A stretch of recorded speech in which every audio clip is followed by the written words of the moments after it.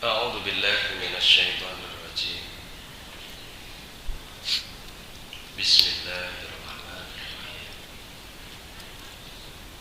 رضينا بالله ربا وبالإسلام دينا وبمحمد نبيا ورسولا. ربنا زدنا علما وارزقنا فهما. ربنا اشرح لنا صدورنا ويسر لنا أمورنا واحلل عقدة من ألسنتنا يفقهوا أقوالنا. سبحانك لا علم لنا إلا ما علمتنا إنك أنت العليم الحكيم. فأحييكم تحية إسلامية وتحية الإسلام هي السلام. السلام عليكم ورحمة الله وبركاته.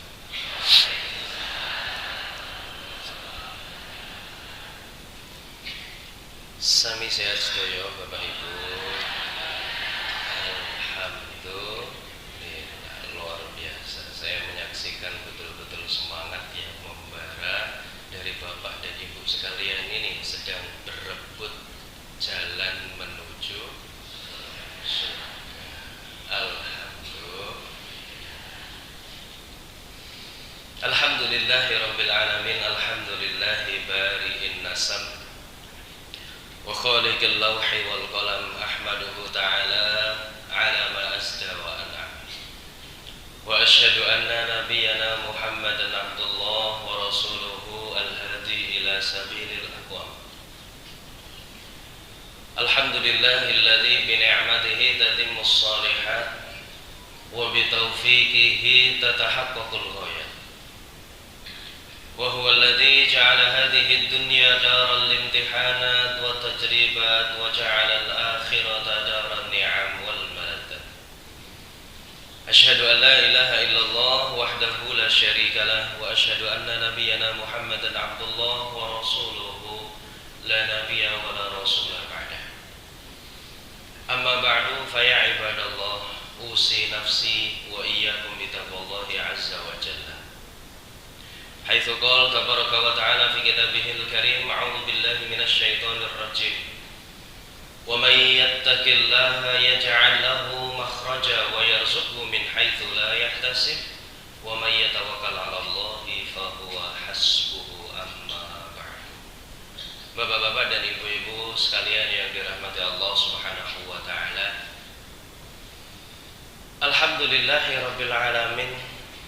Puji syukur patut kita panjatkan kehadirat Allah Subhanahu wa ta'ala. Sampai pada pagi hari ini kita masih bisa untuk bangun kembali merasakan nikmatnya dunia ini. Alhamdulillah. Wow, saged ngungu niku syukur napa mboten Ibu Bapak? Syukur. Nek mboten ngungu pripun kinten-kinten?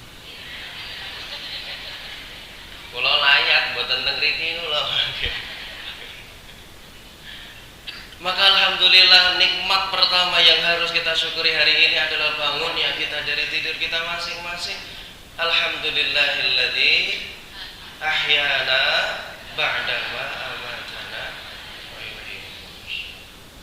Kemudian kita ambil air wudu, kita laksanakan sholat demi sholat, ritual peribadatan penghambaan kita kepada Allah Subhanahu wa ta'ala. Bukti bahwasannya kita ini mensyukuri setiap nikmat-nikmat yang Allah berikan kepada kita. Termasuk pula di dalamnya ada nikmat iman, ada nikmat Islam yang jarang orang itu mensyukurinya. Pada zaman saat ini banyak orang yang mengaku-ngaku berislam, tapi ternyata belum menampakkan sifat keislaman pada dirinya. Banyak pula yang mengaku-ngaku sudah amanah, sudah beriman, tapi belum ada ciri-ciri iman di dalam dirinya. Dulu pernah Nabi Muhammad SAW itu menegur seorang Arab Badui. Kalau di Al-Quran itu Arab Badui dikatakan dengan A'rab. Kalau Nabi Muhammad bukan Arab, itu Nabi Muhammad Arabi. A'rab itu Arab Badui. Orang Badui itu mengaku-ngaku bahwasannya mereka sudah beriman. Terus kata Nabi Muhammad, "Kul tu'minu, tapi kamu itu belum beriman. Sesungguhnya kamu ini baru berislam. Jadi semenjak zaman Nabi Muhammad itu ternyata sudah banyak Islam KTP. Sampai pada saat ini ternyata juga banyak yang mengaku-ngaku sudah berislam, sudah beriman, padahal nyatanya belum. Semoga kita semua termasuk ke dalam golongan yang beriman serta berislam kepada Allah. Mohon maaf Bapak Ibu, ini sedikit terlambat. Tadi ada sedikit masalah dengan perut saya. Saya mau mengeluh, tapi kok malu. Ustaz kok mengeluh? Nggih Ustaz nggih saged sambat lho Pak. Bukan malu karena itu Bapak Ibu. Saya malu Allah berikan kepada saya 360 hari tanpa ada masalah pencernaan. Lalu ketika Allah ambil pencernaan masalah ini kurang lebih cuma 3 hari 5 hari, kok saya mengeluh? Ini kebangetan apa mboten? Bayangkan Bapak Ibu, dalam 1 tahun Allah berikan 365 hari. Allah berikan kepada saya sehat, perutnya ini sudah 360 hari. Allah hanya ambil 5 hari, pantas nggak kita mengeluh? Tidak pantas. Lebih banyak waktu sehatnya daripada waktu sakitnya. Turawak dhewe niku wonten niku dong-dong lorone ra sepiro, le sambat ra kira-kira. Ya Allah, lorone kaya ngene. Tapi ketika sehat, lali marang sing paring sehat niku wae. Masya Allah. Maka tidak boleh kita sedikit pun mengeluh, cukup disyukuri. Alhamdulillah. Dan alhamdulillahirabbil alamin kita masih bisa sampai pada hari ini untuk duduk bersama di masjid pagi hari ini. Ibu-ibu yang di luar kira-kira terdengar. Itu banyak ibu dulu. Mungkin yang di depan yang masih ada kosongnya bisa diisi dulu. Iya, supaya yang di luar bisa merapat masuk. Menawi mboten teng mriki Bu. Depan sini enggak apa-apa. Nggih. Atau samping saya juga enggak apa-apa masih kosong. Dereng enten sik nyeneni Pak nek teng mriki Pak. Nggih. Kula mboten diseneni nek Ibu diseneni Pak. Bapak Ibu sekalian yang dirahmati Allah Subhanahu wa taala, salawat dan salam semoga tetap tercurah pada junjungan kita, Nabi besar kita, Nabi Agung Muhammad. Semoga kita termasuk ke dalam golongan umat beliau yang nanti mendapatkan syafaat fi yaumil akhir. Kita sholawatan dulu ya Bu ya. Ya, salah satu yang saya kangenin dari Sabtu Kliwon pagi ini sholawati, sholawatan. Karena enak adem sholawatan Sallallahu ala Muhammad Sallallahu alaihi wasallam Sallallahu ala Muhammad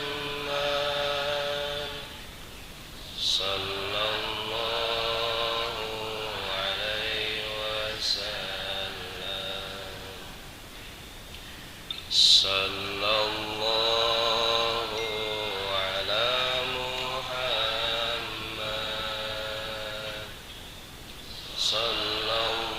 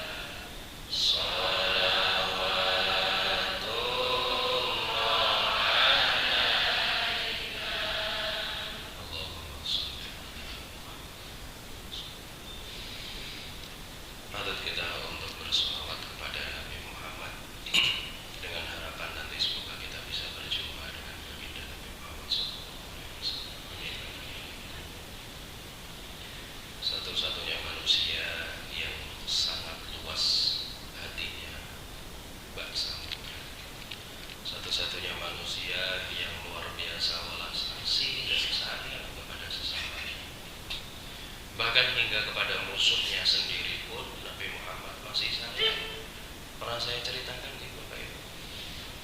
Namun di mana Nabi Muhammad itu berdarah-darah luar biasa. Keningnya ini sobek, gerahamnya lepas, wajahnya itu berlumuran darah ketika itu perang Uhud. Tapi anehnya Nabi Muhammad itu ngenten iki nadai gede. Jadi darah yang menetes dari wajah Nabi Muhammad itu ditandai seperti ini. Kemudian setelah dapat darah itu dilapkan ke dada. Dari keningnya diambil darah, dilapkan ke dada. Dari pipinya diambil darah, dilapkan ke dada, semuanya seperti ini. Kemudian selesai perang, ada salah seorang sahabat yang bertanya kepada Nabi Muhammad, "Ya Nabi, kenapa engkau berlaku demikian? Padahal tidak biasanya konten iku." Seperti itu. Terus kata Nabi ngeten iki simpel. "Wahai sahabatku, ketahuilah bahwasanya sebelum perang ada malaikat yang datang kepadaku kemudian berkata, 'Ya Muhammad, nanti kalau ada satu tetes darahmu itu yang kena tanah, maka sesungguhnya Allah Subhanahu wa taala akan mengazab orang yang menyebabkan itu.'" Jadi kalau ada tetes darah Nabi Muhammad yang kena tanah, nanti Allah akan mengazab orang yang menyebabkan Nabi Muhammad berdarah itu. Kira-kira siapa Bu yang bikin Nabi Muhammad berdarah itu? Temannya atau musuhnya? Musuhnya. Kalau Nabi Muhammad berdarah, darahnya netes, yang diazab nanti siapa? Tapi kenapa sama Nabi Muhammad seperti ini kan? Ndak ketie netes. Dia bilang, "Ya Allah, janganlah engkau azab mereka. Mereka itu orang-orang yang belum tahu. Cukup berikan hidayah kepada mereka supaya mereka berada di jalan-Mu ya Allah." Jadi Nabi Muhammad pun masih sayang bahkan sampai kepada musuhnya sendiri.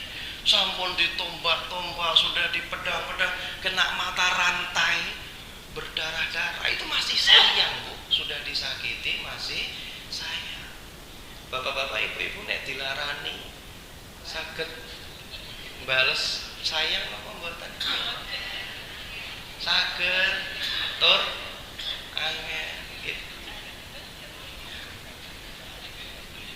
Maka Masya Allah baiknya Nabi Muhammad itu luar biasa. Luasnya hati beliau itu sangat amat luar biasa. Dan ini cerita yang Bapak Ibu sudah sama tahu insya Allah. Ketika Nabi Muhammad niku dulang niku apa? Nyuapi orang yang buta, tidak bisa melihat, orang itu kafir. Kemudian disuapi oleh Nabi Muhammad kayak gitu. Sambil ditulang niku Nabi Muhammad ya Pak diunek-unek dijelek-jelekkan, nyuwun sewu, Muhammad itu sudah gila, Muhammad itu sihir, Muhammad itu ini itu dan lain sebagainya. Apakah Nabi Muhammad marah? Tetap disuapin seperti biasa. Nggih ngoten niku. Jajan Bapak Ibu nek dulang kali dunek-unek pripun?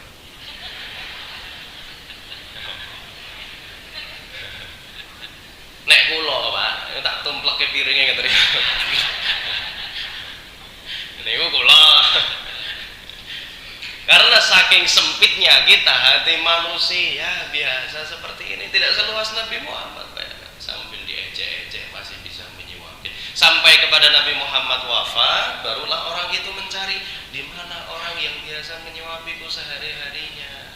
Oh, ketahuilah bahwasannya itu adalah Nabi Muhammad sallallahu alaihi wasallam. Masya Allah, beliau luar biasa. Sampai puncaknya itu sesaat sebelum beliau wafat, Bapak Ibu. Siapa yang diingat oleh beliau sebelum wafat? Bapak kali Ibu ini sudah diingat oleh Nabi Muhammad sebelum beliau wafat. Umatnya. Padahal Bapak Ibu belum pernah bertemu dengan Nabi Muhammad. Padahal Nabi Muhammad juga tidak kenal dengan Bapak Ibu. Tapi sudah disebut-sebut bahkan sebelum beliau wafat. Bukan anaknya, bukan istrinya yang ketika itu ada, bukan menantunya yang sedang mendengarkannya, bukan siapa-siapa. Yang disebut adalah ummati, 3 kali. Kan ketika itu Nabi Muhammad sedang meregang nyawa, sedang diambil ruhnya. Malam hari itu diketok pintunya oleh seseorang yang tidak dikenal.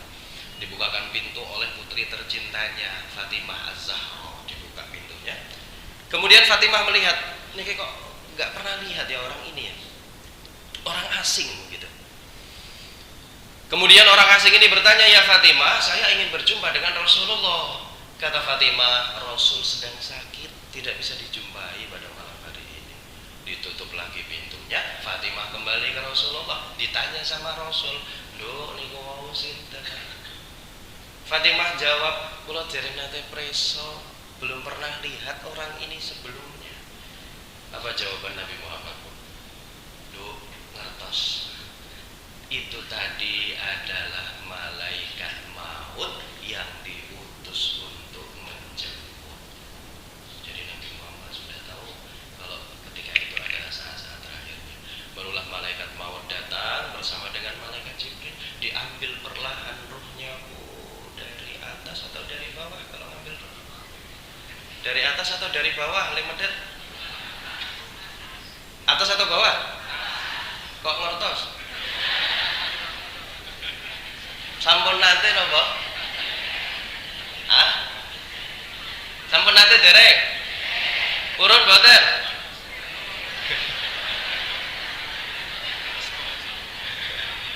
Anggih purun boten purun nggih. Mau tidak mau nanti semuanya pasti akan dijemput.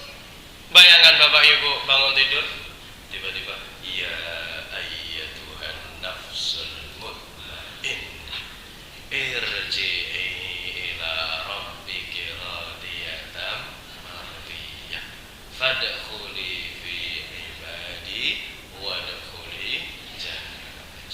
Tarik ibu perlahan dari atas. Bayang riyen mawon. Ini ku mending tasih kula nuwun, Bu. Wonten sing mboten kula nuwun langsung jabut seperti sakit. Nabi Muhammad ditarik perlahan dari atas ya Bapak Ibu. Kalau menarik ruh itu dari atas, maka yang atas ditarik, yang bawah sudah hilang. Nah, seperti itu. Saya pernah dulu membersamai santri saya almarhum yang sakaratul maut. Ketika itu matanya itu masih terbelalak seperti ini. Tapi saya pegang driji belakangnya. Nah, di rumah sakit ketika itu saya pegang drijinya, guring tadi, sampun adem, sudah pucat, jadi jari jemari kakinya itu sudah tidak ada warnanya, tapi atasnya masih melek kan ini. Inna lillahi wa inna ilaihi raji'un. Nabi Muhammad ditarik itu sambil merasakan sakit yang luar biasa, sampai-sampai malaikat Jibril itu memalingkan wajahnya, tidak tega melihat Nabi Muhammad sedang kesakitan. Nah, barulah ketika itu Ali bin Abi Thalib itu mendekatkan telinganya kepada bibir Nabi seraya mengucapkan sesuatu. Terdengarlah ketika itu, ummati, ummati, ummati, umat, bapak ibu. Ini diingat-ingat oleh Nabi Muhammad. Maka patut kita untuk mengingat-ingat jasa dari Nabi Muhammad SAW. Bapak ibu sekalian yang dirahmati Allah Subhanahu wa taala, saya 35 hari yang lalu selapan dinten niku ketonto, kepikiran saya itu. Kepikiran dengan jamaah sekalian ini karena belum selesai materi saya, mengenai bab napa kemarin, Pak? Iya, sholat baru sampai apa kemarin? Al-Fatihah. Padahal banyak yang ingin saya sampaikan pada pagi hari ini, termasuk besok Senin kita akan menghadapi bulan Ramadan. Tapi tidak apa-apa, kita selesaikan dulu mengenai sholatnya. Karena usia tidak ada yang tahu. Saya belum tentu, Pak, 8 hari lagi masih mengisi di sini. Insyaallah. Saya hari ini 27, pas hari ini 27. Alhamdulillah. Ini suatu alhamdulillah min fadli Rabbi, karunia bagi saya pada hari ulang tahun saya bisa mengisi di hadapan Bapak Ibu sekalian. Alhamdulillah. Ini hadiah bagi saya, hadirnya Bapak Ibu ini hadiah bagi saya. Tapi sejatinya ketika kita mengalami ulang tahun seperti ini, patut untuk lebih merenung lagi Bapak Ibu. Setiap tarikan nafas kita ini kan semakin mendekatkan kita kepada kematian. Jadi jangan bangga Bapak Ibu ketika saya sudah 50 tahun, saya sudah 56 tahun. Satu kali tarikan nafas itu satu langkah menuju kematian. Satu kali tarikan nafas lagi itu satu langkah menuju kematian. Nek mboten ajeng melangkah berarti mboten sah. Mboten sampai dan langsung mandek Mas niku langsung. Ini alhamdulillah rabbil alamin kita masih bisa berjumpa dengan Bapak Ibu sekalian. Bapak Ibu sekalian yang dirahmati Allah Subhanahu wa taala, nanti kalau masih cukup waktu ada sisa kita bahas mengenai Ramadan, tapi kita sedikit selesaikan dulu mengenai kemarin tata cara sholat yang belum tuntas. Kalau ada salah kemarin sampai kepada ada yang masih bawa catatannya Bapak? Kalau tidak salah ya Bu, selesai pada surat Al-Fatihah, kemudian membaca surat-surat pendek. Kali ini akan sedikit kami persingkat saja supaya lebih cepat dan pada poin-poinnya saja. Setelah itu kita menuju kepada ruku'. Ruku' ini punya suatu keistimewaan tersendiri Bapak Ibu, karena di dalam Al-Quran disebutkan pada satu ayat yang khusus, warka'u ma'ar roki'in. Artinya apa itu warka'u ma'ar roki'in? Dan rukuklah kalian bersama orang-orang yang sedang ruku'. Ini ayat jangan disalahgunakan nggih Pak, karena banyak anak-anak muda niku yang menyalahgunakan ayat-ayat ini. Mas, apa hukum merokok? Boleh, ada dalilnya, warka'u ma'ar roki'in.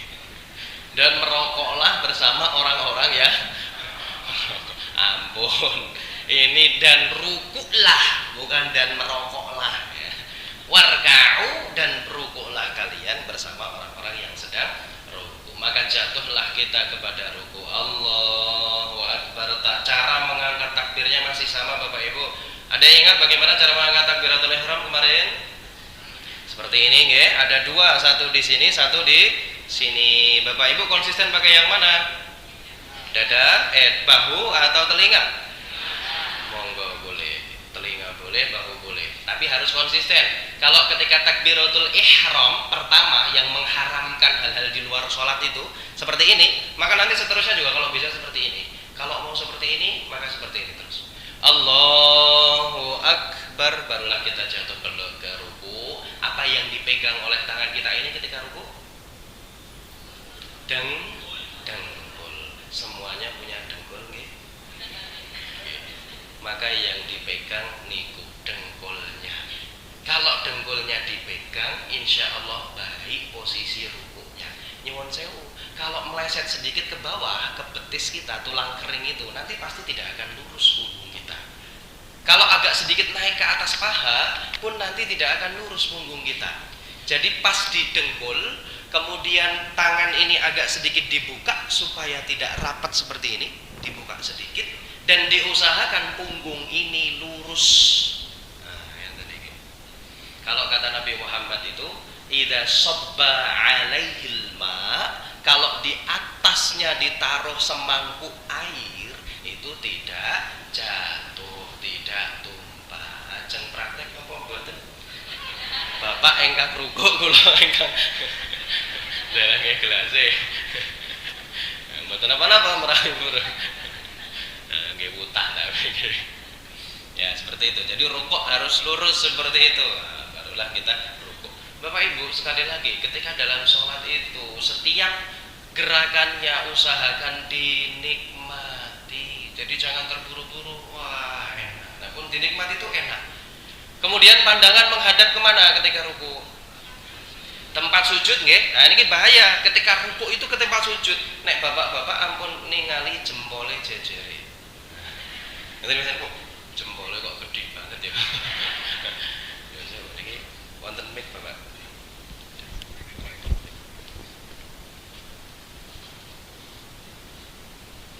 Cek, sambil agak berdiri tidak apa gitu.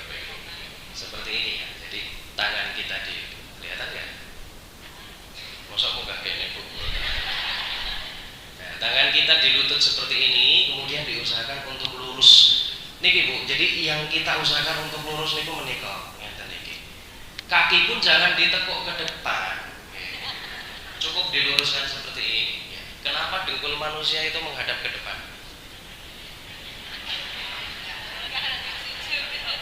Karena kalau ke belakang kayak ayam Bu.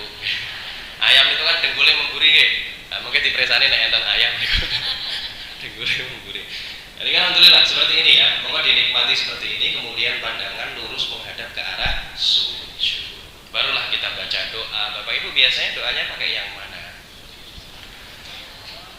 Subhanakallahumma wa bihamdika Allahumma firli, boleh, atau boleh juga Subhana rabbiyal azimi wa bihamdi. Azim itu ketika ruku, a'la itu ketika sujud.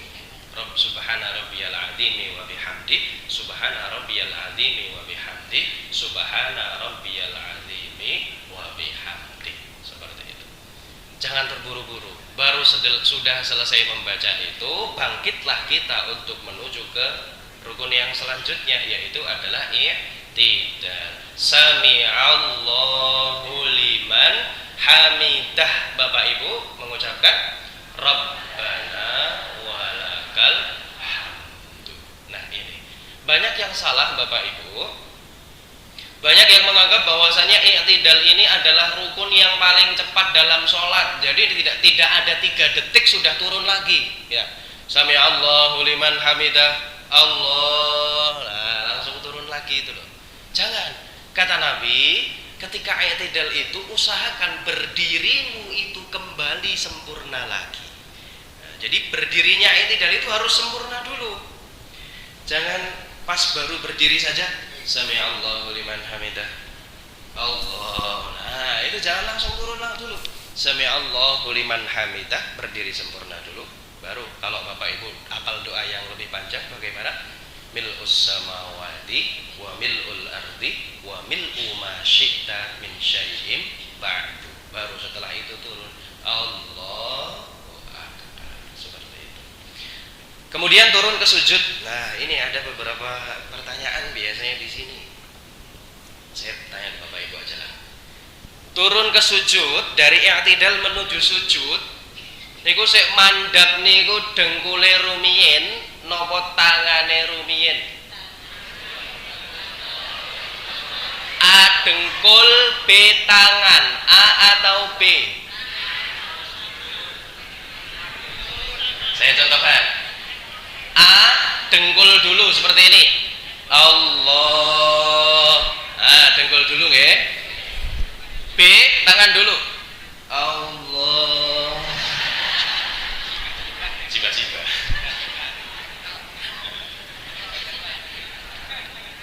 Dengkul atau tangan?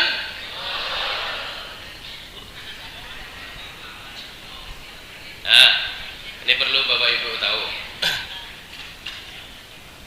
Ada 2 hadis.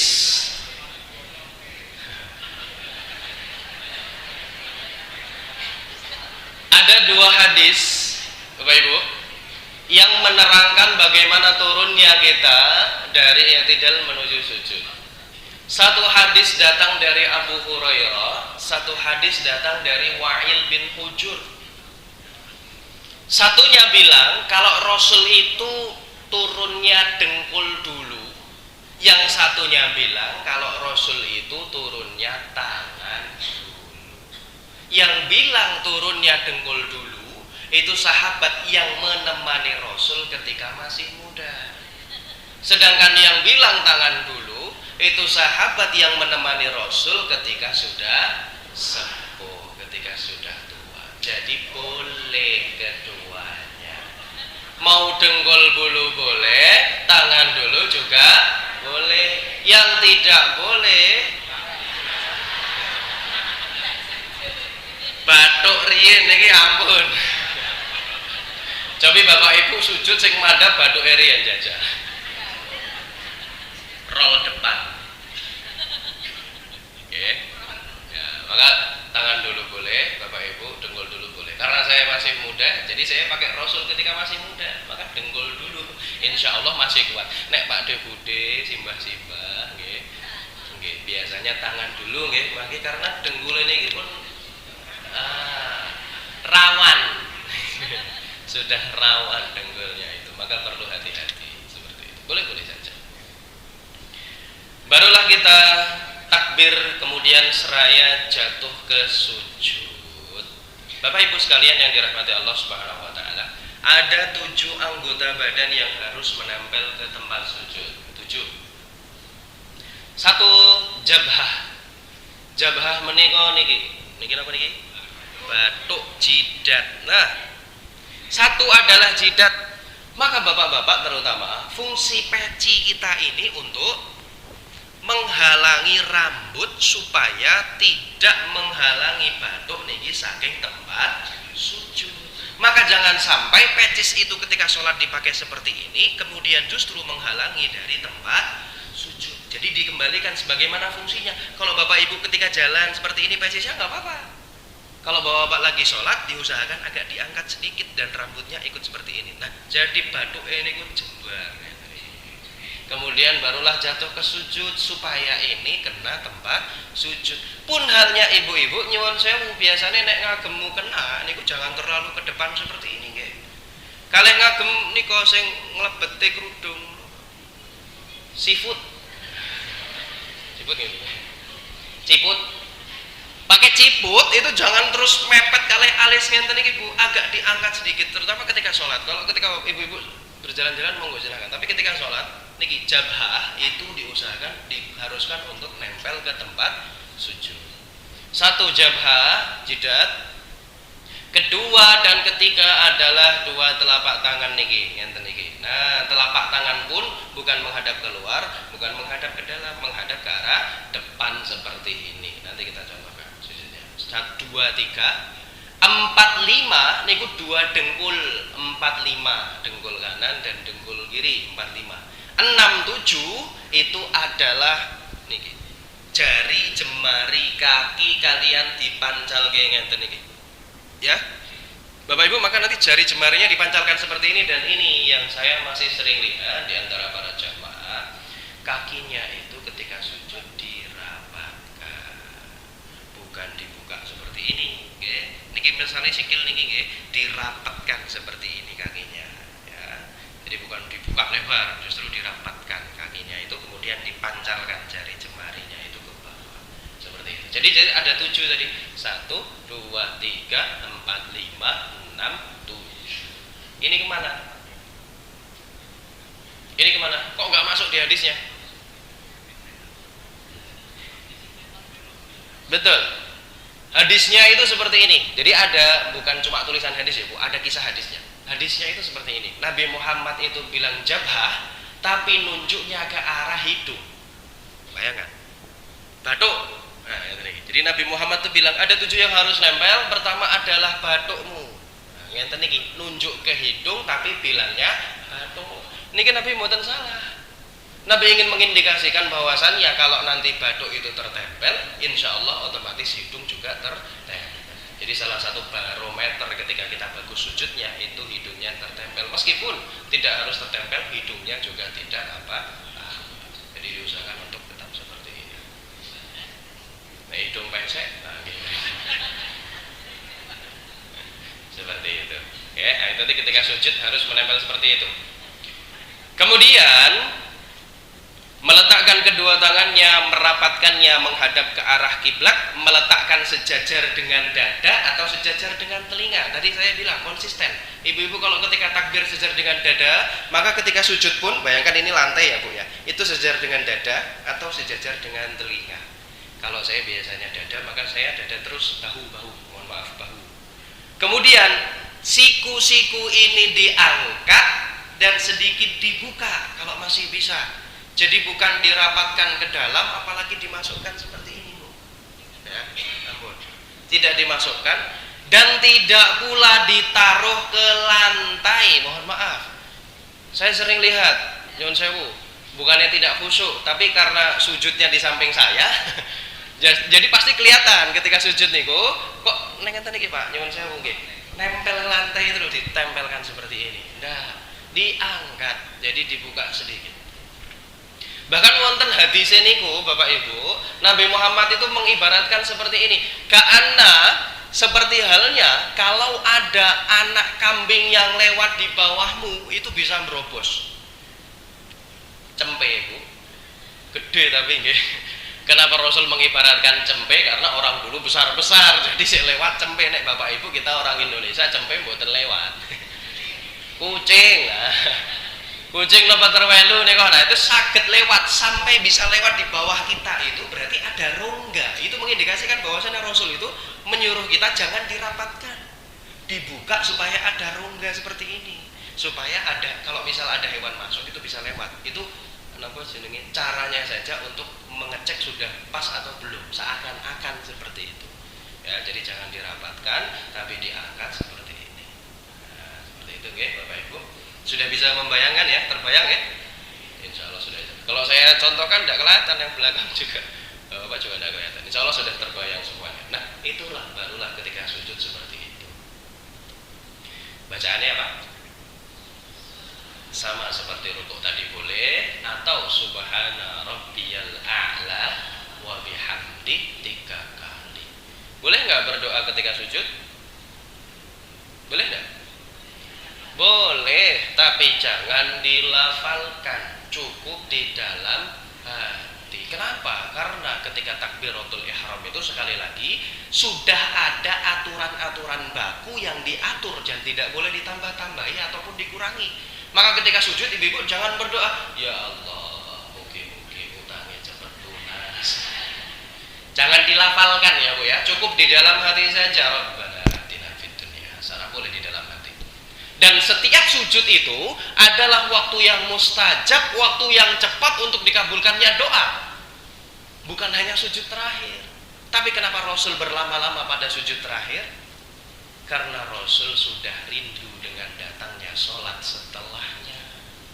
Jadi Rasul sedikit berlama pada sujud terakhir niku nek subuh sujudnya niku rada suwe sing kepindho niku sing keri dhewe. Kalau zuhur sujud yang terakhir itu agak lama, biasanya Rasul seperti itu. Kenapa? Karena sudah rindu dengan datangnya waktu sholat selanjutnya. Oke. Kalau Rasul rindu datangnya sholat, kalau kita rindu apa mboten? Wonten adzan malah sok dong gersula nggih. Geremeng-geremeng. Seperti itu. Boleh kita berdoa ketika sujud karena itu waktu yang mustajab. Kenapa waktu yang mustajab Bapak Ibu? Nyuwun sewu. Ketika sujud itu kita menaruh anggota badan yang paling mulia bagi kita. Nopo? Kepala. Apa anggota badan yang paling mulia dalam kita Bu? Kepala. Kepala ini kena dipegang sama orang lain boleh nggak Bu? Nggak boleh. Bapak Ibu kan marah pasti. Tapi kenapa Bapak Ibu menaruh yang paling mulia ini bahkan di tempat yang paling bawah, lebih bawah daripada kemaluan kita? Ketika sujud itu kan posisi kepala kita lebih bawah daripada kemaluan kita, gitu. Itu kan berarti sudah sangat amat menaruh penuh, bertawakal dan bersujud berhamba kepada Allah. Maka ketika hambanya sudah bersujud, Allah itu mengangkat kembali. Kamu mau apa? Aku pasti akan jawab ketika itu. Maka boleh Bapak Ibu selipkan doa ketika sujud-sujudnya itu. Tapi kalau berjamaah sama imam, imamnya sudah bangkit, ibu-ibu bapak-bapak jangan berlama-lama. Ya. Saya sudah pernah bilang kemarin, al-imam ju'ilal imamu liyu'tamma bihi. Dijadikan imam itu untuk ditirukan. Jadi harus makmum itu manut kepada imam. Meskipun suatu saat ada imamnya lupa rakaat, misal sudah di subhanallah 1 kali, 2 kali jamaah semuanya subhanallah, tapi imamnya masih kekeh. Kita sebagai makmum bagaimana? Tetap ikut kepada imam. Ju'ilal imamu liyu'tamma bihi. Itulah kenapa klasifikasi imam di dalam sholat berjamaah itu pun juga tidak main-main. Perlu bapak-bapak ketahui, yang pertama kali menjadi imam itu tidak harus yang paling sepuh. Oke. Karena apa? Justru bukan yang paling sepuh yang pertama kali diutamakan itu. Man aktsarukum hifdzon, mana yang paling banyak hafalannya. Man aktsarukum man ahsanuhum qiraatan, mana yang paling baik bacaan Al-Qur'annya. Man afqahuhum bi fiqhis shalah, mana yang paling paham dengan fikih-fikih salat. Itu dulu yang diutamakan untuk sebagai imam. Dan imam pun itu banyak sekali klasifikasi Bapak Ibu. Contoh, imam itu sebelum sholat harus lihat ke belakang dulu. Oke, bapak-bapak yang imam, insya Allah saya di sini yakin banyak imam-imam masjid. Sebelum sholat itu dilihat ke belakang dulu Bapak Ibu, jangan langsung sholat. Bapak, dilihat dulu. Oh, di ujung sana wonten makmum sing sampun sepuh. Oh, di ujung sana ada bapak-bapak yang bawa anak kecil masih bisa nangis-nangis. Maka nanti baca suratnya jangan panjang-panjang. Sudah ada yang sepuh, sudah ada yang bawa anak kecil.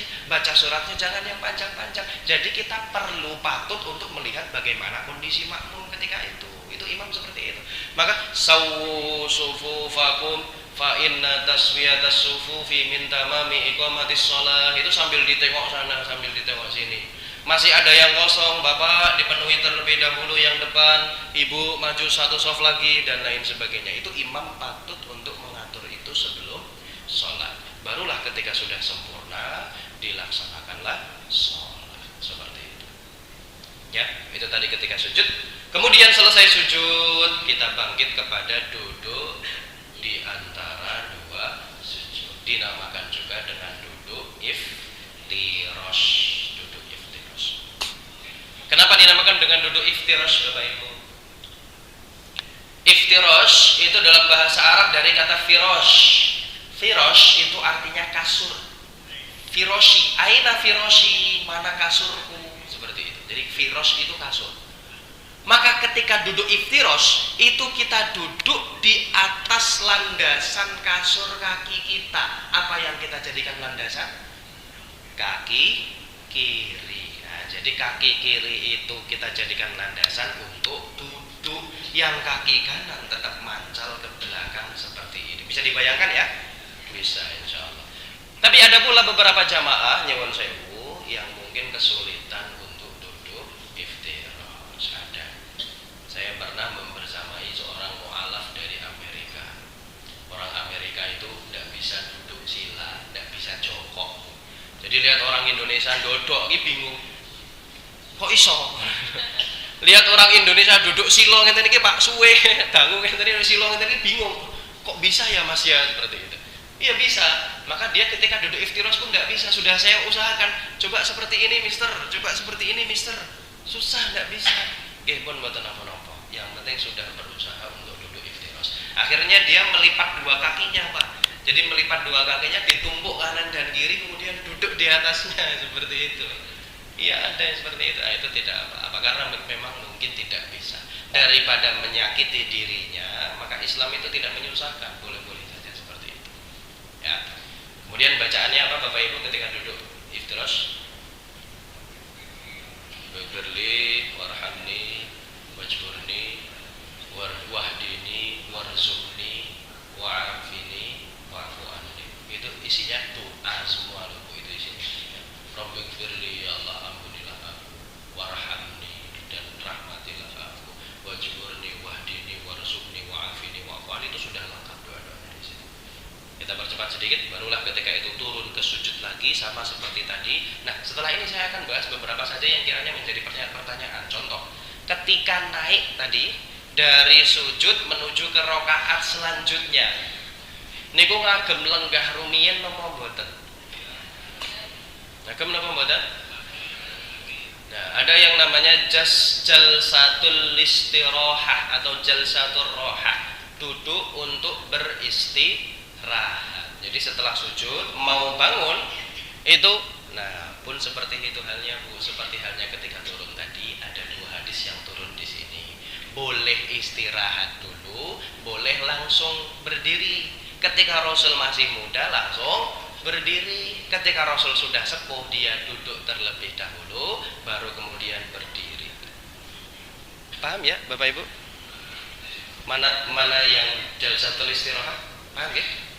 Contoh ketika sujud, kemudian ingin bangkit, Allah.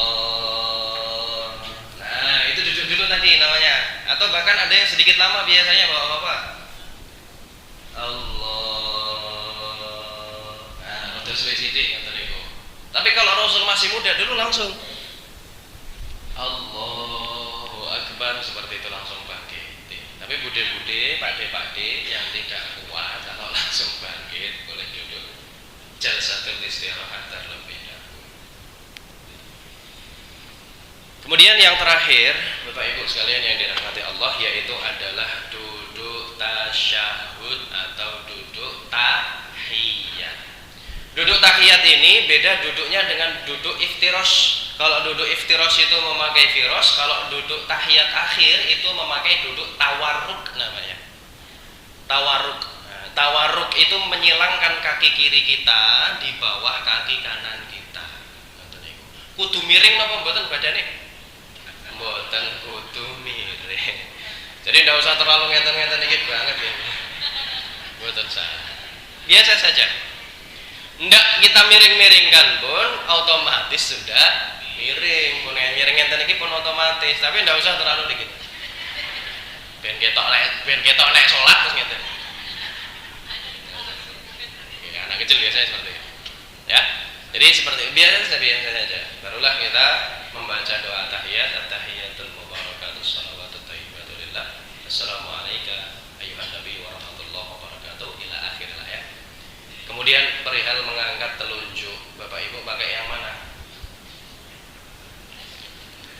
Mengangkat telunjuk ini lho, tak yang tadi gitu. Satu, dari awal at-tahiyat itu sudah diangkat. At-tahiyatulillah itu sudah diangkat. Dua, ketika asyhadu an la ilaha illallah wa asyhadu anna muhammadar rasulullah diangkat, kemudian selesai syahadat diturunkan lagi. Tiga, asyhadu an la ilaha illallah diangkat sampai akhir innaka hamidum majid baru diturunkan. Ada 3 qaul, Bapak Ibu monggo terserah pakai yang mana. Itu boleh semuanya. Kalau saya biasanya monggo sih terserah Bapak Ibu mau langsung mau dari tasyahud juga boleh mengangkat. Ada pertanyaan, boleh nggak menggerak-gerakkan jari ketika tasyahud? Ngeten iki. Asal mboten? Ada 11 hadis, ada 12 hadis. 11 atau 12? 12 hadis. Ya. Hanya 11 hadis. Sebentar. 12 hadis itu hanya satu hadis yang membahas bahwasannya Rasul itu pernah menggerak-gerakkan jarinya. Sedangkan 11 hadis yang lainnya mengatakan bahwasannya Rasul tidak pernah menggerak-gerakkan jarinya. Dari 12 itu hanya hanya satu yang mengatakan menggerak-gerakkan dan 11 lainnya mengatakan tidak menggerak-gerakkan. Nah, dalam hukum usul fiqh maka kita perlu pakai yang lebih banyak, mana ijtihadnya, yang 11 itu yang kita pakai. Kenapa? Meskipun ada hadis yang datang bahwasannya Rasul itu menggerak-gerakkan jarinya, tapi tidak dijelaskan secara rinci bagaimana cara Rasul dalam menggerakkan jari. Jadi kita tidak tahu apakah Rasul itu geraknya naik turun, atau kanan kiri, atau gawe bunderan ngenten iki, atau gambar sesuatu, kan kita tidak tahu. Ya, maka karena ini masih belum jelas, tidak usah dipakai. Jadi pakai yang jelas, cukup dengan seperti ini saja. Oke, ngeten iki. Ada yang bilang ngenten iki nutuk setan Mas, ngenten iki niku. Setane napa sing diduduk teng riku niku. Allahu a'lam bissawab. Sekali lagi, ya. Kemudian setelah itu selesai barulah Bapak Ibu salam. Assalamualaikum warahmatullahi. Assalamualaikum warahmatullahi. Kanan dulu atau kiri dulu? At-tayammun, ada yang namanya at-tayammun, Bapak Ibu harus tahu. Tayammun itu dari kata yamin, yamin itu kanan, shimal itu kiri, yamin. Nabi itu suka at-tayammun, mendahulukan yang kanan daripada yang kiri dalam beberapa hal. Contoh, makan pakai tangan, masuk rumah, masuk masjid pakai kaki. Untuk hal-hal yang baik, Rasul itu suka mendahulukan yang kanan, namanya at-tayammun, pakai nun bukan mim. At-tayammun, nun. Sudah selesai kita dari sholat, jangan langsung bergegas pergi. Doa dulu, zikir dulu, karena itu waktu yang mustajab untuk berdoa. Sebelum salam tadi juga waktu yang mustajab untuk berdoa. Bapak ibu-ibu sekalian yang dirahmati Allah Subhanahu wa taala, alhamdulillah hutang saya sudah lunas. Jadi tidak ada hutang lagi. Saya pengen menjelaskan tentang wudu sebenarnya. Ada ayat rahasia nih, Allah itu menyampaikan tentang wudu. Betapa baiknya Allah dalam ayat wudu. Nanti Bapak Ibu buka. Idza kuntum ilas salati faghsilu wujuhakum wa aydiyakum ilal marafiqi wamsahu bi ru'usikum wa arjulakum ilal ka'bayn. Itu pemilihan kata luar biasa baik. Bapak Ibu tahu yang diusap itu apa di sini? Kepala, bukan rambut. Ternyata kepala bukan rambut. Roksun, bukan sya'run, roksun. Dan Allah, nantilah Itu bukan dibasuh.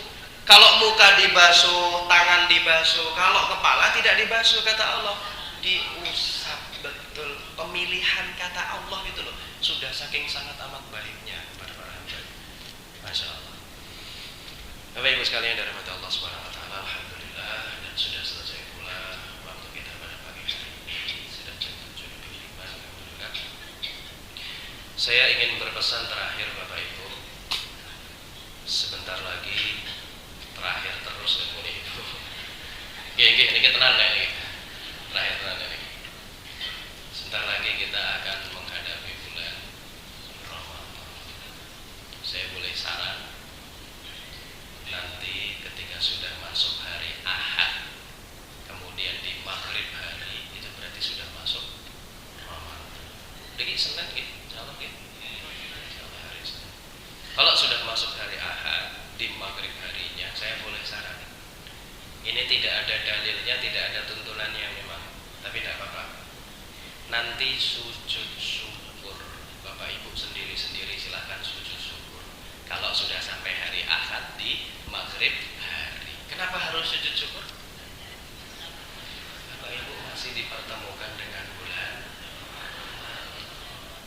Pak Bu, wonten sing sampun nyepake rukuhe, wonten sing sampun nyepake sarunge, wonten sing sampun ngubah sajadahe, Al-Qur'an sudah siap, seluruhnya sudah siap, tapi ternyata dipanggil oleh Hamin 1, Hamin 2, bisa jadi dipanggil oleh Allah.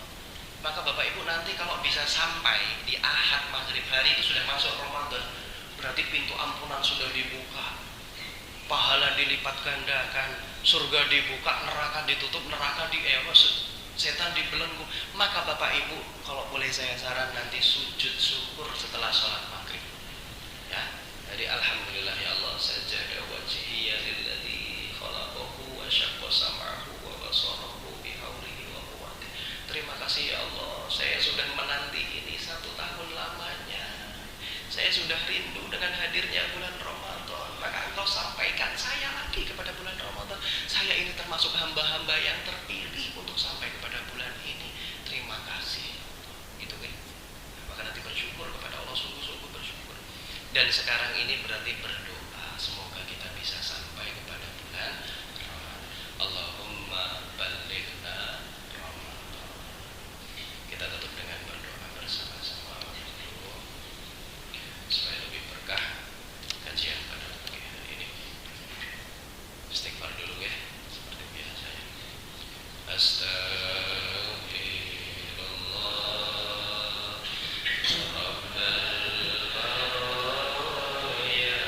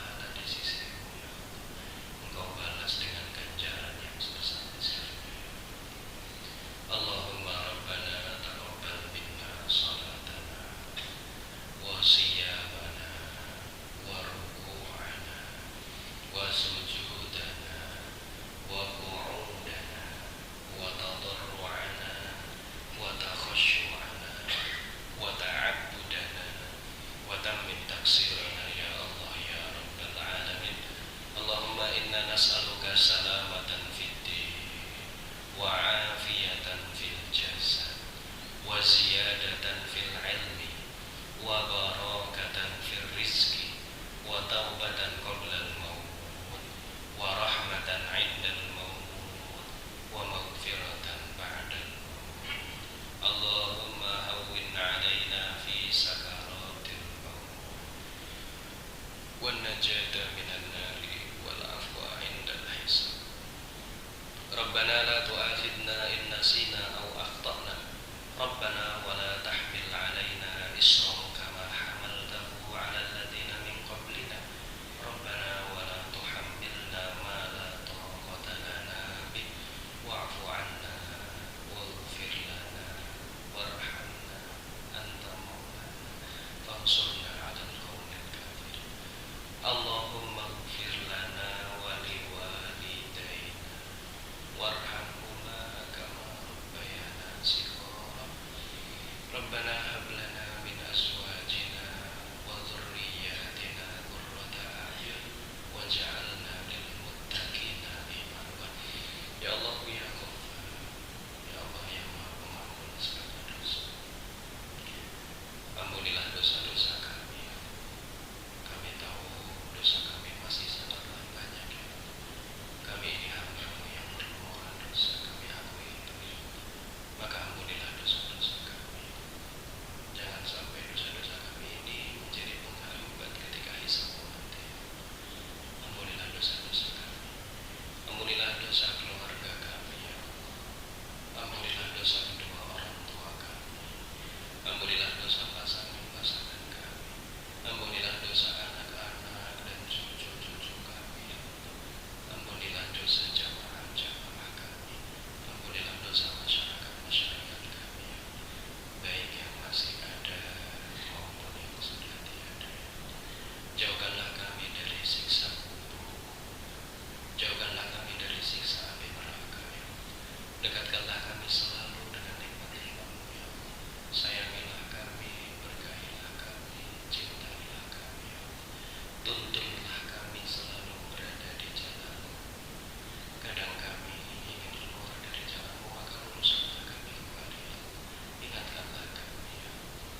Jadikanlah akhir hayat kami akhir hayat yang husnul khatimah. Allahumma akhtimna bi husnil khatimah wa la takhtimna bi su'il khatimah. Ambillah kami dalam kondisi keimanan yang terbaik. Ambillah kami dalam posisi yang terbaik. Ambillah kami di